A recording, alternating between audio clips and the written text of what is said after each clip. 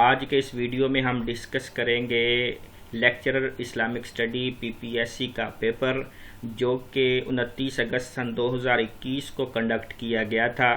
آیا کہ وہ پیپر آسان تھا یا مشکل تھا، اور اس کا جو میرٹ ہے وہ ممکنہ طور پر کتنا ہوگا۔ ہمارے آج کے اس ویڈیو کی بنیاد چند وہ کینڈیڈیٹس ہیں جو سابقہ ٹیسٹ پاس کر چکے ہیں اور جن کو پوزیشن ہولڈر ہونے کا اعزاز بھی حاصل ہے۔ پہلی بات کہ پرچہ آسان تھا یا مشکل تھا، اس سلسلے میں جو امیدوار تھے ان کا ابتدائی تجزیہ وقت گزرنے کے ساتھ ساتھ بدلتا رہا۔ پرچے کے فوری بعد کینڈیڈیٹس نے یہ کہا کہ پرچہ آسان تھا۔ دوسرے دن کینڈیڈیٹس کی رائے بدلنا شروع ہو گئی اور 2 سے 3 ہفتوں کے بعد کچھ کینڈیڈیٹس سے یہ سنا گیا کہ وہ کہہ رہے تھے کہ پرچہ آسان نہیں تھا۔ تو پہلی بات یہ کہ آیا واقعی پرچہ آسان تھا یا مشکل تھا؟ تو اس سلسلے میں ہمارے ذرائع کا کہنا یہ ہے کہ پیپر آسان نہیں تھا۔ انہوں نے اس کی 3 وجوہات بتائی ہیں۔ پہلی وجہ یہ بتائی ہے کہ جنرل نالج کے جو سوالات تھے 18 سے 20 وہ آسان نہیں بلکہ مشکل تھے۔ باقی جو اسلامیات کا پورشن تھا اس کے اندر بھی 35 سے 40 سوالات جو آسان تھے، ان کو چھوڑ کر باقی ہاف سوالات میں سے بھی آدھے سوالات یعنی کل پورشن کے 1/4 سوالات مشکل تھے، اور باقی کے جو 1/4 سوالات تھے وہ ایسے تھے کہ ان کے جوابات واضح نہیں تھے، کنفیوزڈ والے تھے، ان کے جواب ایک سے زائد ہونے کے چانسز موجود تھے۔ چند مثالیں ان سوالات کی جو کنفیوزڈ تھے، جن کے جوابات کلیئر نہیں تھے۔ ایک سوال تھا کہ تورات کے معانی کیا ہیں؟ آپشن تھے علم، جاننا، خوشخبری اور ان تینوں میں سے کوئی نہیں۔ عام طور پر کتابوں کے اندر تورات کے معانی شریعت اور قانون لکھے گئے ہیں، اور گوگل سرچ کے نتیجے میں تورات کا معنی تعلیم اور تدریس بھی آتا ہے۔ تو عام کتابوں کو دیکھا جائے تو اس کا جواب آپشن نمبر 4 بنتا تھا، نن آف دیز۔ لیکن تعلیم کو دیکھتے ہوئے اسی سے علم لے کر پیپر سیٹر کے ذہن میں آپشن 1 ہو تو یہ ایک کنفیوژن برقرار ہے۔ سوال تھا خراج کن سے وصول کیا جاتا ہے؟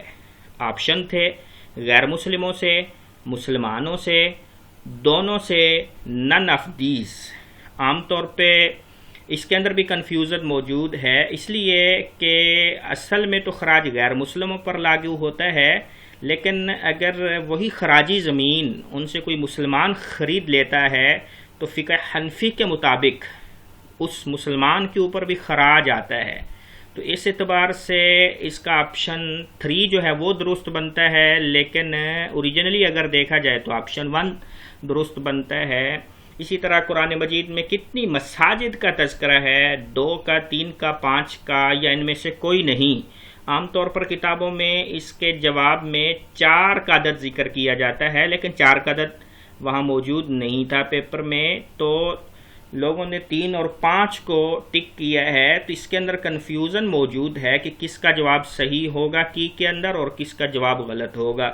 اسی طرح رحیق المختوم کے مصنف نے عربی زبان میں اسے لکھا تھا اور اردو ٹرانسلیشن بھی خود کی تھی، تو اس میں صرف عربی والا جواب درست ہے یا عربی اور اردو دونوں جواب درست ہے؟ اس کے اندر بھی کنفیوژن موجود ہے۔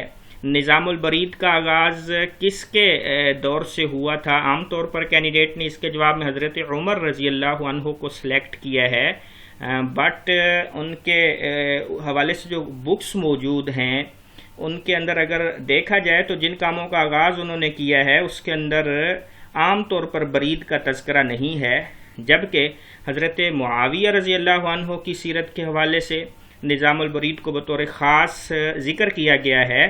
تو اس میں بھی اس اعتبار سے کنفیوژن موجود ہے کہ کون سا جواب صحیح ہے۔ اگلی بات یہ کہ اس ٹیسٹ کا ممکنہ میرٹ کیا ہوگا؟ تو اس میں بدلتے وقت کے ساتھ مختلف آراء لوگوں کی بدلتی رہیں. پہلے دن لوگوں نے 70 سے 80 کی بات کی، کچھ دنوں کے بعد 60 سے 70 پہ لوگ آئے، اور ابھی باتیں ہو رہی ہیں 65 سے لے کر 55 تک کے اتنے نمبر کے اوپر میرٹ جو ہے وہ کلوز ہوگا. فائنل تجزیہ کرتے ہیں. ہمارے ذرائع کے مطابق اس ٹیسٹ کا جو میرٹ ہے وہ کلوز ہونے کے چانسز ہیں 52 سے لے کر 62 کے درمیان. تو تمام وہ کینڈیڈیٹس جن کو امید یہ ہے کہ ان کے مارکس 50 پلس آ جائیں گے وہ ہوپ فل رہیں. انشاءاللہ امید بہت ہے کہ وہ انٹرویو کے لیے کوالیفائی ہو جائیں گے. بیسٹ آف لک. السلام علیکم ورحمۃ اللہ وبرکاتہ.